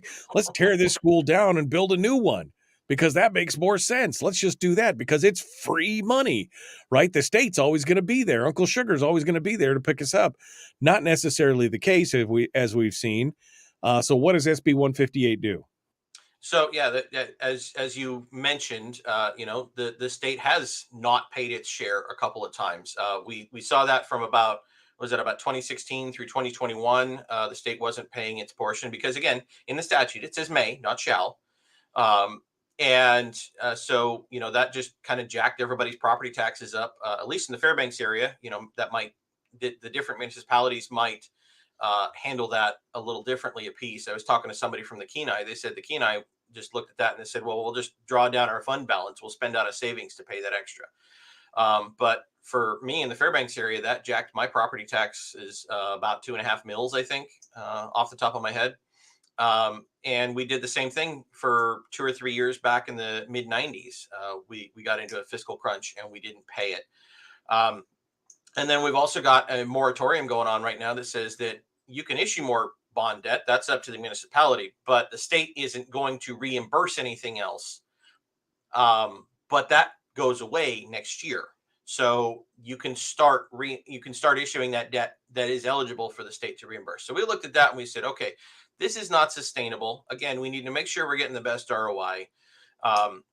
We don't want to go back to the wild, wild west. So we said, all right, the state already has a couple of programs that judges whether or not a school project is a good project. And it's called the major maintenance list and the school construction list. And school construction list has about 20 or so construction projects around the state. The major maintenance list has around 100 or so. And these are projects that districts are submitting in order to get grants. And we fund part of that list every year. We just say, all right, well, the deed has already graded these things. We're going to throw, let's say, $40 million at it. How far down the list does that get you? That gets you, top 15 or 20 projects as one example. And so we said, all right, in order to be eligible for school bond debt reimbursement, you have to have projects that are off of those lists. And it has to be either the top project on the construction list or the top 2 projects on the major maintenance list as the state ranks them. So not as your district ranks them, but as your state ranks them. So the Fairbanks North Star Borough, for example, could have a project at number 26 and could have a project at number 37. And there might be 4 or 5 more projects past that, but you only get those 2 projects each year. So that we're not just, we're not having these bond issues go out that it's like, hey, we got 6 projects in this bond issue. And because that's not, we don't want to put so much onto the state that the next time the state's in a fiscal crunch, it goes, oh, well, here's $100 million that we can just write off right here. We're not going to pay this. And then that falls back onto the property taxpayers. We want to make sure that we're getting a good return on investment, and 2, making the project more sustainable in the long run. So hopefully we don't have another moratorium like this. Right. Well, and it seems like that makes sense, again, trying to live within our means instead of just, again, selling it to the local communities as, oh, it's all this free money. There's no free money. There is no free money, period. Somebody's got to pay. And the question is, and again, it's always putting those taxpayers on the hook. And that's why, I mean, I voted no on every bond issue for the last 20 years because, I mean, I got so agitated by the whole situation to begin, especially after they tore down Nordale School and built a new one there. We still had 10 years worth of bonds to pay on the old school when they tore it down. Same thing with Denali? It could be. I haven't been paying attention to it lately, but when they tore down Nordale, and I'm like, we've still got 10 years worth of bonds we're paying on this school. I just don't understand. All right, we're down to the last one, SB 157, which is the Sunrise Board, and that deals with occupational licensing, which is one of my pet peeves. So hit me with it. What do we got going on here? Yeah, so we introduced this one at the beginning of session. We haven't had a hearing on it. Again, maybe it won't get a hearing this year. I don't know. These things happen when you're in the super minority. But I still wanted to throw the concept out there. Everybody's talking about workforce. workforce is a problem across the board. And one of the things, because we've talked about that disconnect between the public and private economy, if it doesn't deal directly with the portion of the economy that the state gets its money from, then this stuff kind of flies under the radar. From 2012 to 2022, we went from 92 occupational licenses in this state to 112. We added 2 a year for 10 years. And so I took a look around, and we found this policy that about 15 other states do. It's called a sunrise board or a sunrise review. And the concept is pretty simple. Before you institute a new license or do a major change in scope of practice, you submit it to this board. The way I've got it written in my bill, it'd be buried over in the Department of Commerce. And the idea is real simple. You get some nonpartisan, non-political advice as to whether or not there actually is a problem that needs solved. If you do have a problem that needs solved, can you solve it in another way besides a license? Can you do a registration with the state instead of a full-on license? Can you do a third-party certification? Kind of like we do with auto mechanics, Right. Or do we need a full-on license? And if you do need a full-on license, can we keep the requirements to get one as low as possible? The places that do this, like I said, there's about 15 states already. They have noticed that they tend to have fewer licenses, and the licenses you do have to get tend to have fewer requirements to get. So you kind of take some of the emotion out of it, get some actual, maybe numerical analysis of it to say, yeah, we actually have a problem here. What's the best way to solve it? Rather than just say, oh, big scary issue, let's throw a license at it. Right. Well, and again, this goes back to some of the things that the governor was trying to do with some of his executive orders. I mean, we saw it during the pandemic. Nurses coming up here. We have a nurse shortage, but it's a 6 or 7 or 8 or 9 month review process to get the, they've been practicing medicine in another state for 15 years. They come up here. All of a sudden, they got to jump through 3 million hoops just to be able to do what they've been doing for 15 years up here. Like somehow we're so different in so many ways. No practice. There's not like it's a practical test. It's like you've got to jump through these bureaucratic hoops to do a lot of this stuff. And, I got a question like barbers and hairdressers at some point, how much oversight does government need to have in many of these things? With Google reviews these days, I can't imagine that somebody would do something, would survive long in an economy where they're not doing a good job. Let me put it that way. Yeah, no, that's 100% fair. The governor's talking about the boards. I'm not talking about the boards. I'm just talking about the licenses themselves. Right.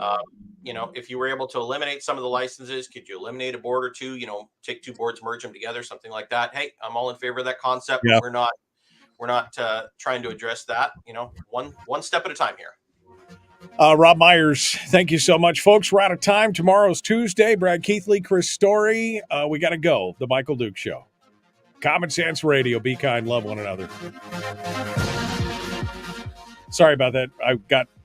You got me on occupational licensing, and I immediately lost track of the time. I find it so irritating that that you got to go to the government and beg the king's permission to do what you've been doing. For many of these people, it's not like it's a new thing, right? People move here from another state. They've got an occupation. They want to practice it. I mean, if you have to put your life on hold for 6 months to move to someplace to be able to make a living, I mean, most people don't have 6 months worth of living expenses banked away to be able to do a big move and then move somewhere and then have to wait 6 months before they can earn an income. That's just crazy. Well, the nurse one in particular, of course, the pandemic highlighted that one. And then what we're finding out with the nurse portion of it, and this applies to some of the other professions as well, but the nurse one is the big one. It's taking so long to get licenses. There's a nursing shortage around the country already anyway. And so we're not necessarily saying, all right, if you streamline the nurse thing that we're creating a lot more new nurses, but it kind of highlights in 2 areas. One is military spouses that move up here. The husband comes up, the wife's got a nursing degree. She's been working as a nurse for 5 or 6 years already. She comes up here and then she has to sit out for 6 months while they issue her license. And of course, the military is not happy about that concept. So they've been harping on that one for a few years with us. The other one that the hospital and a couple of other places have been talking to me about is traveling nurses. They fill in, for a few weeks at a time with traveling nurses coming up here. And they said in a lot of other states, you apply for if you're already a well-established nurse, you apply for your nursing license in that state, and they hand it to you in 72 hours. It takes you longer than that to book a plane ticket most of the time. Whereas, they say, well, submit it, and they go, well, shoot, I haven't heard back in 3 or 4 weeks. So sorry, I'm not coming. I'm taking another job in another state where they've already cleared me. And so they're missing out there. And that's really causing a huge issue. So these are the sorts of things that, we need to be talking about and some people are trying to blame the governor and say, oh, well, it's a workforce issue. We don't have the right number of people that we need over there to issue the licenses. Okay, that plays into some of it. But the fact of the matter is that if you didn't make it so freaking hard to get the license in the first place, that wouldn't really be as much of an issue. So, Right. let's fix it on the front end before start blaming somebody on the back end. Well, and I think maybe there should be two paths here, right? I mean, somebody who's brand fresh and new, brand spanking new, right out of school. Okay, I could see it taking 3-4 months to get your license. But if somebody who's been practicing and doing things and doing that job, for years in another state, you could see for 15 years they've held a license in this state. There should be a secondary process to just say, do they check all the boxes? You're in. Like you said, 72 hours. That makes sense. Why do we make it so hard? Why? Is it just for the sheer joy of having that power over people? Is it a money issue for the licensure? Or is it just the, inexorable inertia of bureaucracy at this point? Well, I mean, and there are a couple of bills to do that. Ben Carpenter's got a universal reciprocity licensure bill. You've got a few bills out there that are like the nurse licensure compact, and there's other state compacts, especially in the health professions. The nurse licensures, physical therapists, a few others. And we've been slowly working on some of those individual ones. But I think a lot of it falls back to what I was talking about a little bit ago, which is, if it's not part of the state's revenue, then the state doesn't care, and you pile on the regulations one after the other, and at no point does the state have to look at it and go, oh, whoa, hold up here, guys, we're actually making it too difficult, and the state's going to lose money. The state can just continue to pile on these regulations because the state doesn't have to care because they are affected directly. Yeah. No, it's a problem for sure. Well, I appreciate you coming on board. Thanks for putting these bills out. And I guess good luck in the super minority getting anything. We'll see what happens with them. All right, Robb Myers. Minority. That's right. It's our superpowers being in the minority. Robb Myers, thank you, my friend. I appreciate you coming on board. Yep. Good talk to you, Michael. We'll catch you later. Right. We'll talk to you later. All right, folks, we are out of time for today. We got more coming up tomorrow with Brad Keithley and Chris Story. Until then, be kind, love one another, live well. We'll see you later. Have a great day.